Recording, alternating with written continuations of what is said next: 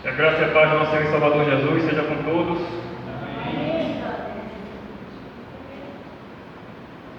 Vamos abrir a palavra de Deus no livro de Daniel, capítulo 3.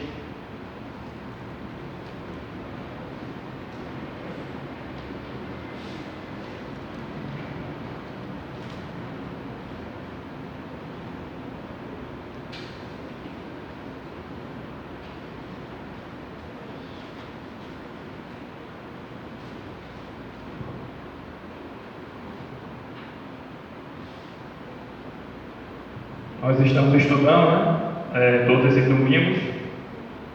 Já vimos o capítulo 1, o capítulo 2, e agora chegou o momento da gente estudar o capítulo 3. O livro de Daniel é um livro muito importante, para os dias que estamos vivendo, tanto pelas profecias que falam do tempo do fim, como também pela conduta desses três jovens, a lealdade que eles tiveram numa terra pagã. E o livro de Daniel também, ele fala de uma sequência, as profecias têm uma sequência ininterrupta, que vai dos dias de Daniel até a volta de Jesus. Interessante também que até a parte histórica do livro é uma advertência para nós hoje, como se fosse um paralelismo do que vai ocorrer num futuro não tão distante, um futuro breve. Como essa história que a gente vai ler, que a gente vai estudar aqui, Daniel capítulo 3. Portanto, vamos ler agora a partir do verso 1.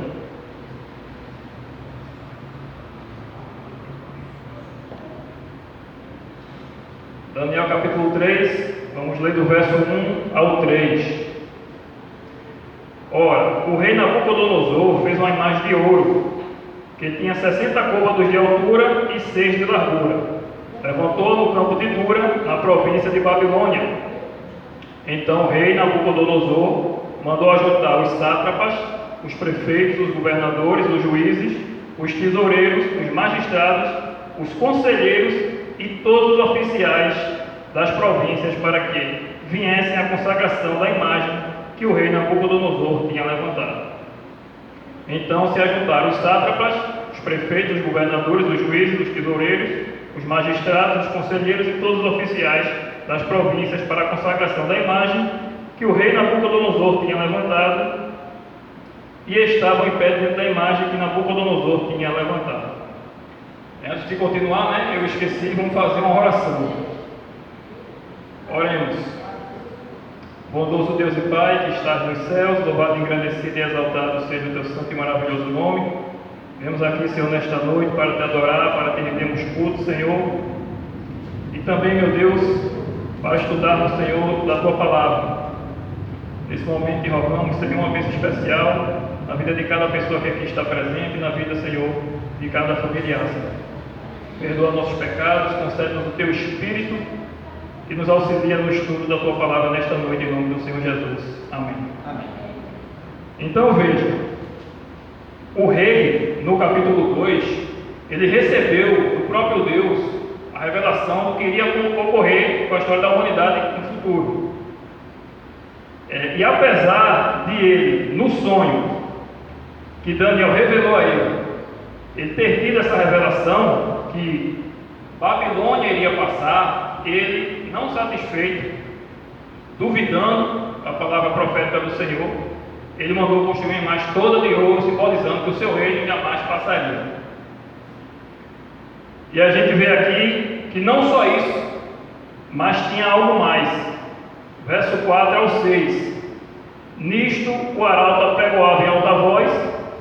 Verso 4, aliás. Nisto o arauto apregoava em alta voz, ordena-se a vós outros, ó povos, nações e homens de todas as línguas, no momento em que ouvides o som da trombeta, do pífaro, da harpa, da cítara, do saltério, da gaita de foles e de toda sorte de música, vos prostrareis e adorareis a imagem de ouro que o rei Nabucodonosor levantou. Qualquer que se não prostrar e não adorar será, no mesmo instante, lançado na fornalha de fogo ardente. Então o rei apenas não estava satisfeito em mostrar que o reino dele não passaria como também ele exigiu uma adoração forçada sob pena de morte. E com isso, o que foi que aconteceu? Verso 7. Portanto, quando todos os povos ouviram o som da trombeta, do pífaro, da harpa, da cítara, do saltério e de toda sorte de música, se prostraram os povos, nações e homens de todas as línguas, e adoraram a imagem de ouro que o rei Nabucodonosor tinha levantado. Aparentemente, hoje, seria impossível um decreto desse, como a gente vê, por exemplo, lá em Apocalipse 13. Mas a palavra de Deus diz que isso que ocorreu no tempo de Daniel também vai ocorrer no tempo do fim. Só que aqui em Daniel, nem todos se prostraram. Quando a gente vira a página, Daniel 3, verso 8, vou ler aqui o verso 8, 9 e 12. Diz assim: ora, no mesmo instante se chegaram alguns homens caldeus e acusaram os judeus. Disseram ao rei Nabucodonosor: ó rei, vive eternamente. Verso 12: há uns homens judeus que tu constituíste sobre os negócios da província da Babilônia, Sadraque, Mesaque e Abednego. Estes homens, ó rei, não fizeram caso de ti, e a teus deuses não servem, nem adoram a imagem de ouro que levantaste. E por que esses homens judeus, eles não adoraram a imagem de ouro e nem se curvaram e nem adoravam os deuses da Babilônia? Quando a gente vai lá para Êxodo 20, a gente tem a resposta. Em toda a Bíblia, a gente tem os 10 mandamentos de Gênesis a Apocalipse, mas de forma unida a gente encontra os 10 mandamentos em Deuteronômio capítulo 5 e em Êxodo no capítulo 20. E aqui está a resposta porque eles não se curvaram perante a Estado e não adoravam também outros deuses. A partir do verso 1 de Êxodo 20 está escrito assim: então falou Deus todas estas palavras: eu sou o Senhor Jeová, teu Deus, que te tirei da terra do Egito, da casa da servidão. Não terás outros deuses diante de mim. Esse é o primeiro mandamento.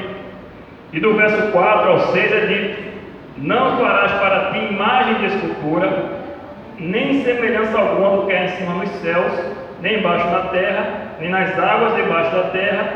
Não as adorarás, nem lhes darás culto, porque eu sou o Senhor Jeová teu Deus, Deus zeloso, que visita a iniquidade dos pais e dos filhos, até a terceira e quarta geração daqueles que me aborrecem, e faço misericórdia até 1000 gerações daqueles que me amam e guardam os meus mandamentos. Aleluia. Então nisso está o motivo pelo qual os jovens eles não se prostraram juntamente com os demais povos. Mas com isso, o que foi que aconteceu quando o rei ficou sabendo, que eles não se prostraram? Vamos voltar para Daniel, verso 13.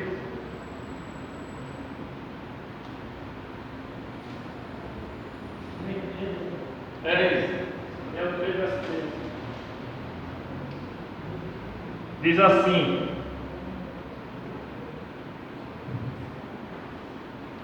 então Nabucodonosor, irado e furioso, mandou chamar Sadraque, Mesaque e Abednego, e trouxeram a estes homens perante o rei.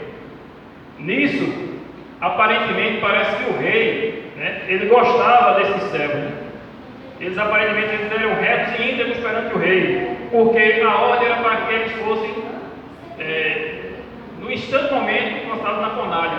Só que o rei mandou chamar como quem desconfiando dos homens que vieram acusá-lo. Como assim, né? Eu acho que tem alguma coisa errada, porque eles são servos fiéis ali. O que está acontecendo? Então ele mandou chamar como querendo dar outra oportunidade. Só que os hebreus eles recusaram. Veja o que diz no verso 16, que eles disseram ao rei. Respondeu Sadraque, Mesaque e Abednego ao rei: ó Nabucodonosor, quanto a isto não necessitamos de te responder. Se o nosso Deus a quem servimos quer livrar-nos, ele nos livrará da fornalha de fogo ardente e das tuas mãos, ó rei. Se não, fica sabendo, ó rei, que não serviremos a teus deuses, nem adoraremos a imagem de ouro que levantaste. Então veja, com essa resposta, será que o rei ficou satisfeito com essa resposta que ele deu, com essa explicação? a gente vê que no capítulo 1, o rei já teve amostras do Deus verdadeiro, quando Daniel e seus amigos mostraram a ele que o regime alimentar de Deus era melhor do que o de Nabucodonosor. E no capítulo 2, ele teve também, ele viu a prova da soberania de Deus, da onisciência de Deus ao revelar a ele o sonho, a Daniel revelar a ele o sonho futuro das nações. Mas, como visto aqui, ele não ficou muito satisfeito e ele decidiu fazer a imagem de ouro. E nisso, com a resposta dos judeus, o que foi que ele decidiu fazer? Daniel 3, verso 19. Então Nabucodonosor se encheu de fúria e, transtornado o aspecto do seu rosto contra Sadraque, Mesaque e Abednego, ordenou-se que se acendesse a fornalha 7 vezes mais do que se costumava. Então o homem ele ficou realmente envenenado, encolerizado de ódio. E ele chamou os homens mais fortes do reino para amarrar os jovens hebreus e lançá-los na fornalha. E mandou acender ainda 7 vezes mais. E a fornalha estava sob a maneira tão forte que os homens que lançaram eles foram mortos pelas chamas. Mas nisso, Deus queria também com isso revelar o poder dele, não apenas de revelar o futuro, de dar sabedoria ao seu povo, mas também o poder de salvar, mostrando que ele é um Deus também que salva. Daniel 3, verso 24. Então o rei Nabucodonosor se espantou e se levantou depressa e disse aos seus conselheiros: não lançamos nós 3 homens amarrados dentro do fogo? Responderam ao rei: é verdade, ó rei. Verso 25. Tornou ele e disse: eu, porém, vejo 4 homens soltos que andam passeando dentro do fogo sem nenhum dano, e o aspecto do quarto é semelhante a um filho dos deuses. Amém. Aleluia. Então a gente vê aqui que o próprio Senhor Jesus desceu para passar pela prova de fogo com os seus servos, mostrando que quando a gente é fiel a Deus, as consequências Deus assume. E assim é hoje também conosco. Verso 27, vem o relato do rei. Aliás, a coisa foi sobre a maneira tão espantosa, tão grandiosa, né, que aconteceu outro ajuntamento. Diz aqui no verso 27: ajuntaram-se os sátrapas, os prefeitos, os governadores e conselheiros do rei, e viram que o fogo não teve poder algum sobre os corpos destes homens, nem foram chamuscados os cabelos da sua cabeça, nem os seus mantos se mudaram, nem cheiro de fogo passara sobre eles. Aleluia. Verso 28 ao 30. Falou Nabucodonosor e disse: bendito seja o Deus de Sadraque, Mesaque e Abednego, que enviou seu anjo e levou seus servos que confiaram nele, pois não quiseram cumprir a palavra do rei, preferindo entregar o seu corpo a servirem e adorarem a qualquer outro Deus, senão ao seu Deus. Portanto, faça um decreto pelo qual todo o povo, nação e língua, que disser blasfêmia contra o Deus de Sadraque, Mesaque e Abednego, seja despedaçado e as suas casas sejam feitas em monturo, porque não há outro Deus que possa livrar como este. Então o rei fez prosperar Sadraque, Mesaque e Abednego na província de Babilônia. Realmente um relato muito impressionante. Mas aqui também tem um detalhe na vida desses homens. Lá no capítulo 42 de Isaías, você volta a alguns livros, passar Ezequiel, provavelmente Jeremias, e você vai abrir lá em Isaías 42.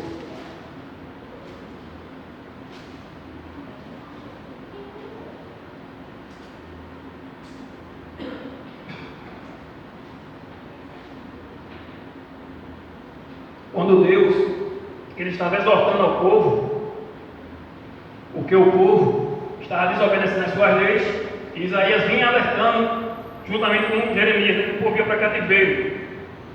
Então o Senhor disse assim, Isaías 42, verso 20: tu vês muitas coisas, mas não as observas, ainda que tenhas ouvidos abertos, nada ouves. Ou seja, eu dei a minha lei, e tu vives quebrantando os meus mandamentos, dizendo ao povo. E no verso 21 diz: foi do agrado do Senhor Jeová por amor da sua própria justiça, engrandecer a lei e fazê-la gloriosa. Mas o povo rejeitava a Deus e os seus mandamentos, e por isso foi levado a cativeiro. E Deus os entregou nas mãos dos babilônios. E diz aqui no verso 24: quem entregou Jacó por despojo e Israel aos roubadores?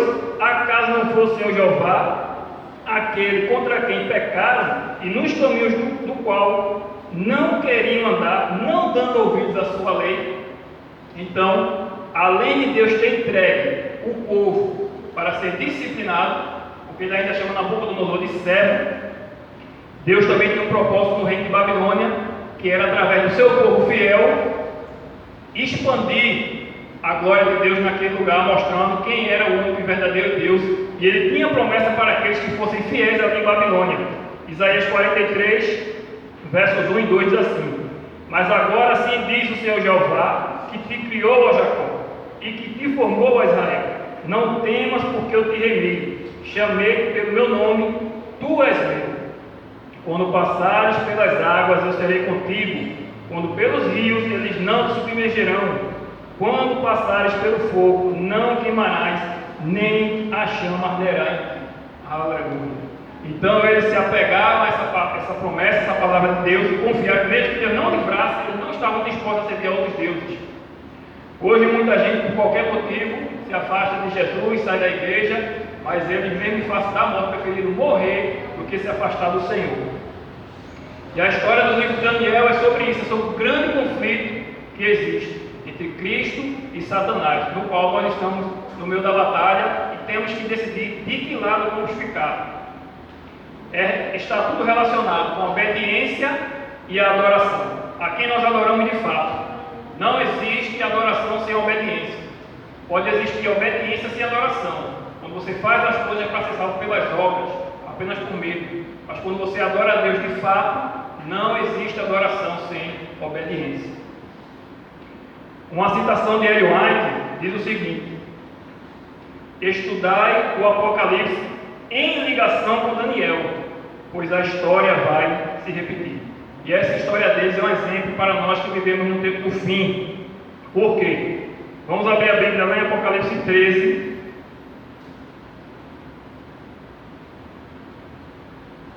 Apocalipse 13.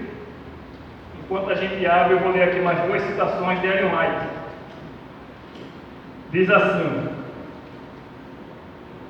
no Apocalipse são descritas as profundas coisas de Deus. O próprio Senhor revelou a seu servo, no caso João, os mistérios contidos neste livro. Propõe que seja aberto ao estudo de todos. Suas verdades são dirigidas aos que vivem nos últimos dias da história da terra. Em Apocalipse 1, verso 13 está escrito: bem-aventurado aqueles que leem e ouvem e que guardam as palavras da profecia deste livro, porque o fim está próximo. Então é um livro para ser estudado. E como ela diz aqui, olha, os livros de Daniel e Apocalipse devem ser encadernados juntos. O alvo é unir esses livros, mostrando que ambos se relacionam com os mesmos assuntos. E é por isso que a igreja decidiu fazer essa proclamação de estudar os livros proféticos de Daniel. Em Apocalipse 13, nós temos aqui a trindade do mal. Nós temos o dragão, que é o próprio Satanás, a besta que sobe do mar e a besta que sobe da terra. O interessante é que Satanás queria colocar o trono dele mais altura, e agora ele tenta usurpar o reino deste mundo, usando exatamente essas duas bestas, uma que surge do mar e outra que surge da terra. E quem é que de fato tem autoridade sobre a terra e o mar? Só o Senhor Jesus. Então aqui em Apocalipse 13, ele tenta à força arrancar a adoração da humanidade. Todo o contexto aqui de Apocalipse 13 é a adoração. Veja, a besta, quando a gente lê, eu não vou ler todos os versos, mas quando a gente lê já o verso 1, a gente vê que essa besta ela tem nomes de blasfêmias, ou seja, ela quer os requisitos, os atributos que só pertencem a Deus, como de perdoar pecados e como dizer o que é pecado e o que não é. É a mesma coisa que Satanás queria no céu. e ela também quer ser adorada. Besta e profecia é poder governamental ou religioso.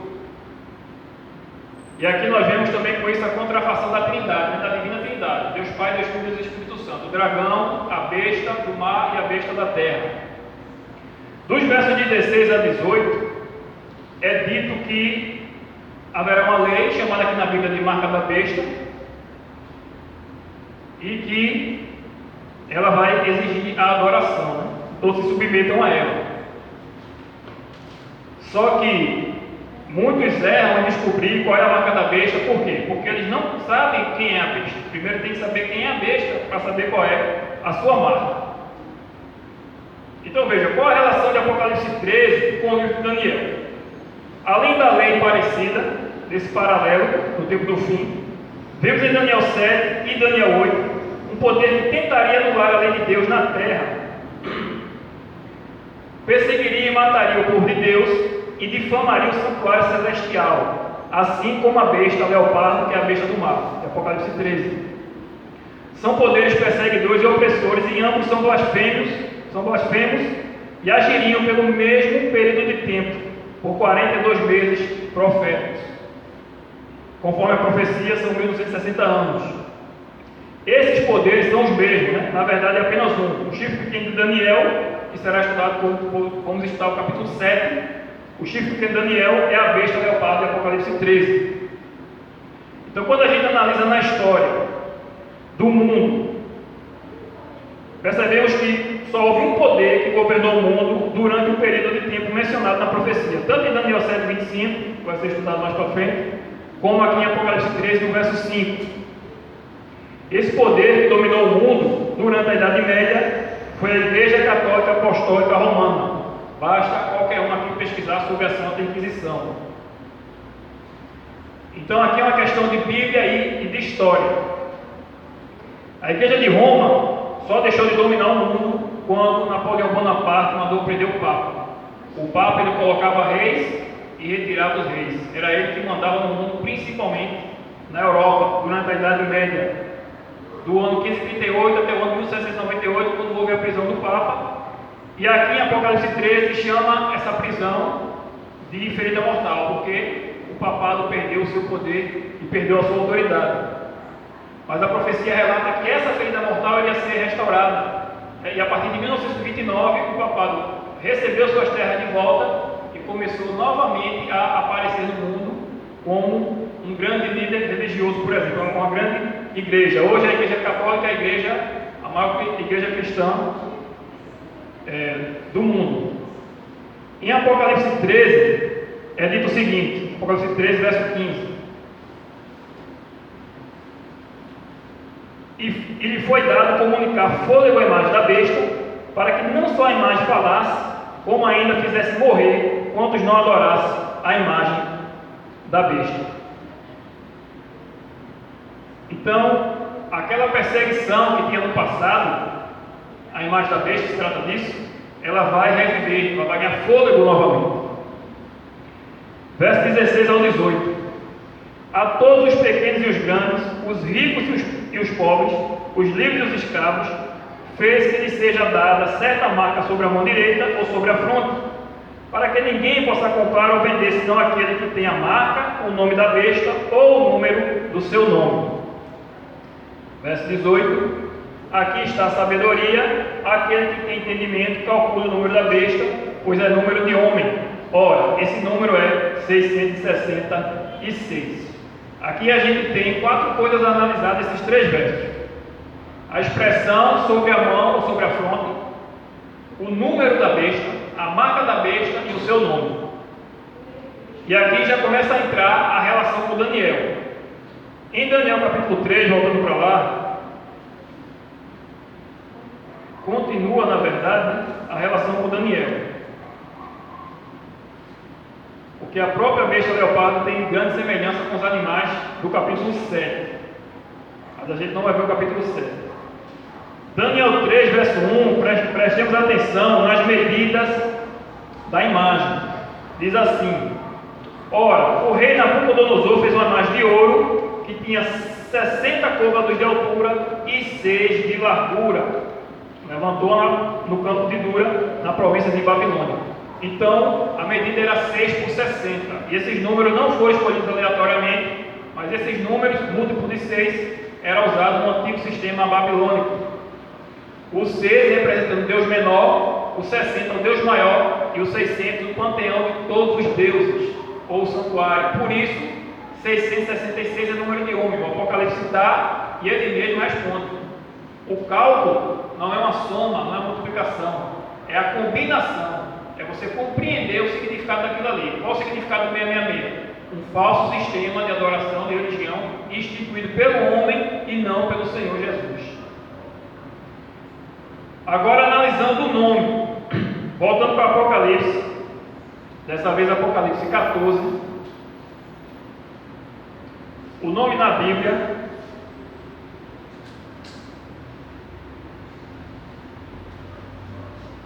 Bíblia ele sempre vai estar relacionado ao caráter.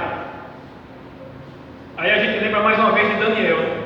Daniel e seus amigos tiveram seus nomes mudados, com a intenção de fazê-los esquecer da identidade deles. Os nomes deles eram em relação ao Deus Jeová, e eles colocaram nomes pagãos em relação aos deuses da Babilônia. Então o nome está associado ao caráter, em relação ao caráter. Apocalipse 14, verso 1, é dito o seguinte: olhei e eis o Cordeiro em pé sobre o monte Sião, e com ele 144.000, tendo na fronte escrito o seu nome e o nome de seu pai. Então, ter o nome na fronte significa refletir o seu caráter. Quando a gente estuda um pouco sobre as características de 144.000, é dito que não se achou mentira em sua boca, não há engano. Quando a gente vai lá, por exemplo, a Êxodo 23, quem não tem costume de ler a Bíblia em casa, vai ler aqui, Êxodo capítulo 23, quando o Senhor prometeu ao povo a terra, o Senhor disse, Êxodo 23, verso 20 e verso 21, eis que eu envio um anjo adiante de ti, para que te guarde pelo caminho e te leve ao lugar que tenho preparado. Esse anjo era o próprio Senhor Jesus. Verso 21, guarda-te diante dele e ouve a sua voz. Por quê? E não te rebeles contra ele, porque não perdoará a vossa transgressão, pois nele está o meu nome. Então, Jesus e o Pai, como ele mesmo disse, são um. Eles têm o mesmo propósito, têm o mesmo caráter e estão unidos pela salvação de cada um de nós aqui e daqueles que estão lá fora. Então o nome sempre está relacionado ao caráter. Aqueles que aceitam a imagem da besta, eles recusam os mandamentos de Deus, porque os mandamentos de Deus é a expressão de seu caráter. Conhecer o nome de Deus é conhecer o seu caráter puro e santo, procurar servi-lo e imitá-lo. A expressão na fronte ou na mão, agora aqui bem pertinho, Deuteronômio, você passa Levítico e já chega em Deuteronômio. Deuteronômio no capítulo, passa Levítico, Números, Deuteronômio no capítulo 6. Deuteronômio 6. Pode deixar do teu pé.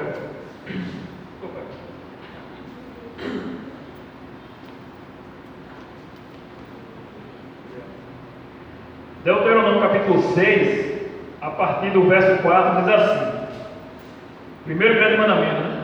Ouve Israel, o Senhor Jeová nosso Deus é o único Senhor.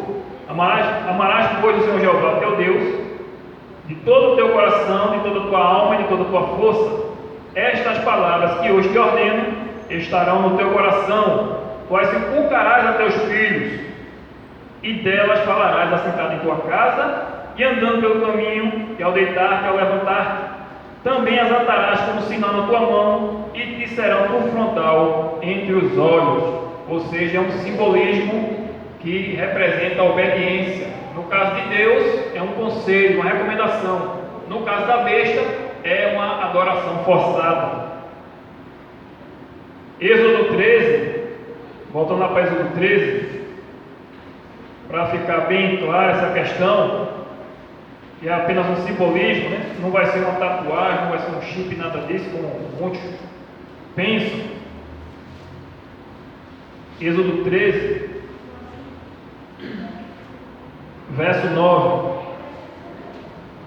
Êxodo 13, verso 9, diz assim: e será como sinal na tua mão e por memorial entre teus olhos, para que a lei do Senhor Jeová esteja na tua boca, pois como um forte do Jeová te tirou da terra do Egito.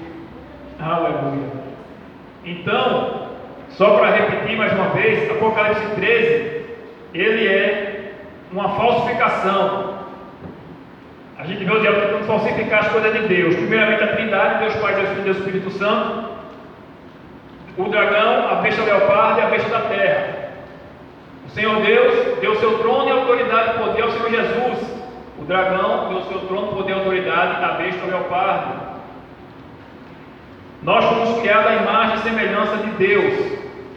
E após o pecado, quando a gente se entrega ao Senhor, o Espírito Santo imprime em nós o caráter de Cristo. E da mesma forma, a besta da terra vai dar fôlego de vida à imagem da besta. E também a questão do santuário celestial, que a besta leopardo ela blasfema. Deus tem um santuário, o Senhor Jesus é o nosso mediador, e a besta da terra também tem o seu santuário, e coloca um homem como intercessor entre Deus e um homem, algo que é uma blasfêmia. Então tudo que Deus faz, o diabo falsifica.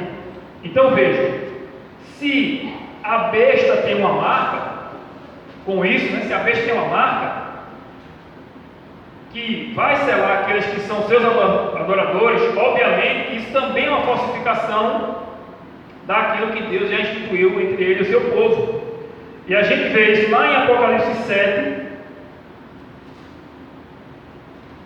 voltando para Apocalipse 7, a gente vê também de onde a besta tirou essa história de marca. Até o nome é parecido, né? Selo, sinal, marca, a contrafação satânica no tempo do fim. Apocalipse 7, a partir do verso 1, diz assim: depois disto vi 4 anjos em pé nos 4 cantos da terra, conservando seguros os 4 ventos da terra, para que nenhum vento soprasse sobre a terra, nem sobre o mar, nem sobre árvore alguma.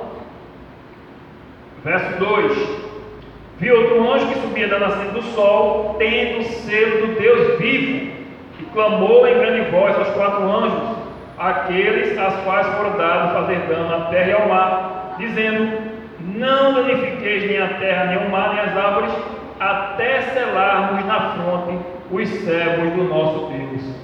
Então Deus tinha um sinal entre eles e seus adoradores. E que sinal seria esse? O que é que a besta vai criar no fim dos tempos? O que é que Satanás vai inventar? Isaías 8, Isaías fica depois de Salmos, que abre a Bíblia lá em Salmos, e aí você passa Provérbios, Eclesiastes, chegamos em Isaías no capítulo 8. Isaías capítulo 8 vai dar uma dica do que seria esse selo de Deus.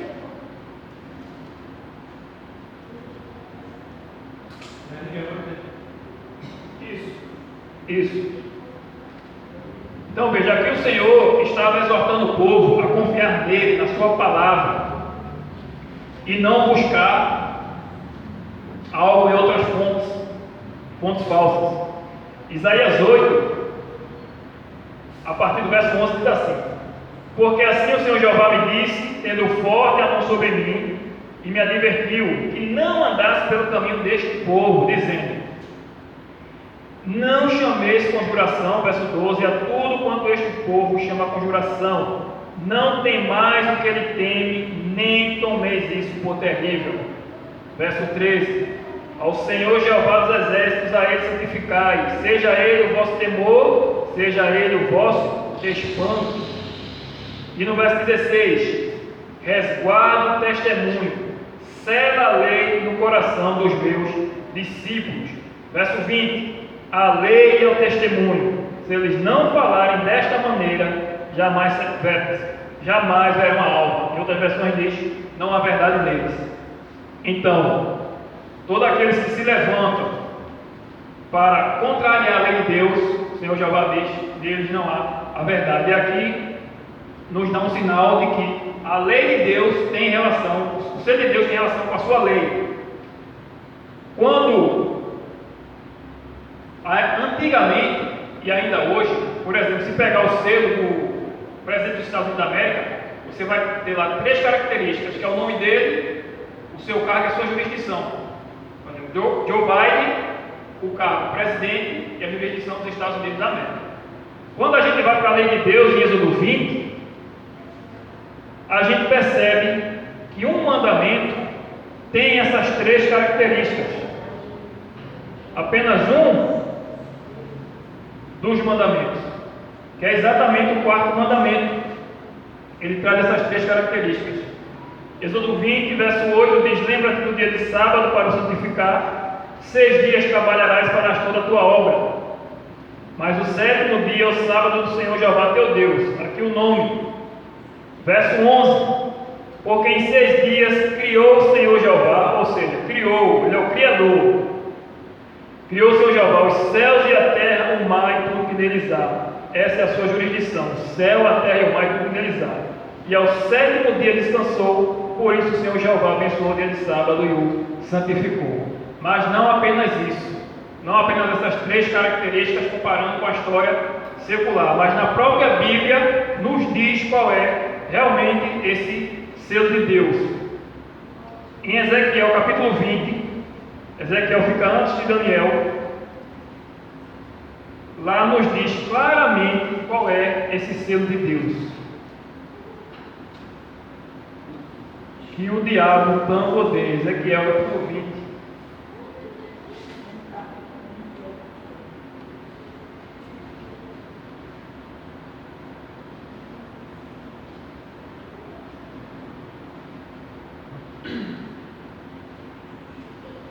Ezequiel capítulo 20, esses versos têm que ficar sublinhados na nossa Bíblia. Ezequiel 20, verso 12 e verso 20. Também lhes deis os meus sábados para servirem de sinal entre mim e eles. Para quê? Para que soubessem que eu sou o Senhor Jeová que os santifica. E verso 20: santificai os meus sábados, pois servirão de sinal entre mim e vós, para que saibais que eu sou o Senhor Jeová, vosso Deus. Então, sábado é um sinal entre Deus e seu povo. Foi um sinal no passado, é um sinal hoje, presente, e é um sinal no tempo do fim. E se o sinal de Deus com o seu povo é um dia da semana, o sábado, obviamente o sinal da besta também será um dia da semana. E qual o dia é esse? O domingo. Por que o domingo? Quando a gente pega a Bíblia, qualquer Bíblia, inclusive a Bíblia católica, e pega qualquer catecismo, a gente vê que, de fato, os 10 mandamentos do catecismo não estão de acordo com os 10 mandamentos da Bíblia. Além de eles extraírem o 2º mandamento, que proíbe a imagem de escultura, do 10º mandamento eles dividem em 2, para continuar o número de 10. No lugar do sábado, eles colocam no guardar domingos e festas. E isso eles não negam de ninguém. Eles dizem abertamente que eles que fizeram essa mudança. Não foi Jesus, não foram os apóstolos, até porque os apóstolos não têm poder para isso, só Deus no céu. Mas como a Igreja Católica se intitula a Igreja Mãe e o Papa é Deus na terra, então ele tem autoridade de mudar. Só que a Bíblia não permite tal mudança. E hoje as igrejas evangélicas, na sua maioria, elas seguem esse mandamento do domingo. Muitos dizem que não guarda dia nenhum, mas o culto principal deles é no domingo. Então esse é o sinal de autoridade do papado no mundo cristão. No Brasil, por exemplo, é feriado por conta disso, porque aqui a Igreja Católica instituiu o feriado há séculos e séculos atrás. É importante dizer que o selo de Deus, de fato, é o sábado hoje e será eternamente. Amém. Mas a marca da besta só será de fato o domingo, quando sair a lei, sair o papel assinado. A gente não pode sair por aí fora ensinando coisa que a Bíblia e nem a igreja adventista ensina que todo mundo aí fora está perdido e que está aguardando a marca da besta, porque a maioria aí fora não tem o conhecimento da verdade. Diferentemente de muitos pastores que ainda pregam contra a palavra de Deus, dizendo que o sábado foi abolido, coisa que claramente a Bíblia não mostra. Interessante, para terminar, é que os jovens hebreus, porque eles se mantiveram de pé diante da estátua e também diante do rei, eles não recuaram, porque eles tinham a vida de devoção. Eles não esperaram sair o decreto, a vida deles era de constante adoração e devoção a Deus. E assim deve ser a nossa vida hoje, se a gente quiser naquele dia ficar de pé quando sair o decreto dominical, que provavelmente não vai sair uma lei com o nome marca da besta, nem decreto dominical, vai sair com o nome mais bonito, né? Domingo do clima, domingo da família, algum nomezinho assim para tentar enganar. Mas tudo vai ficar às claras, certo? Porque o intuito de Deus é salvar. O intuito de Deus é salvar a todos, e por isso ele enviou o seu Filho. Que Deus seja louvado e que a gente busque cada vez mais o conhecimento através do estudo da palavra, ficar firmado na doutrina adventista, que é a doutrina bíblica, para não ser levado por nenhum outro vento de doutrina. Que Deus seja louvado. Amém.